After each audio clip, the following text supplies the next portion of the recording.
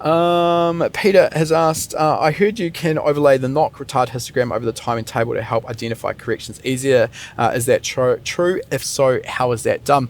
Yeah, absolutely you can. You can do this in a variety of different ways. So what you can do is copy the data out of the table in the scanner, and then you can use what's called a paste special function inside of the editor software. So I don't use this for knock retard. I actually use this quite often when I'm rescaling a mass airflow sensor. Essentially what we end up with is a histogram where we have error percentage numbers scanned in or logged in, which is basically the difference between our target air fuel ratio and the air fuel ratio we're measuring from our wideband. So what we can then do, let's say we've got an area where we've got a 5% discrepancy, we can copy that number out of the scanner, and then we can use the paste special function into our math calibration, and that will basically adjust the math calibration by that same percentage. So it just helps us dial in those tables quicker.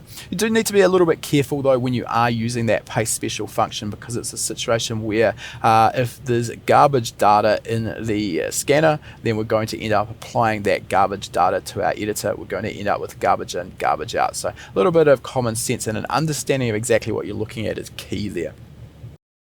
That question was taken from one of our free live lessons. If you like free stuff and you're the type of guy who wants to expand your knowledge, click the link in the description to claim your free spot to our next live lesson.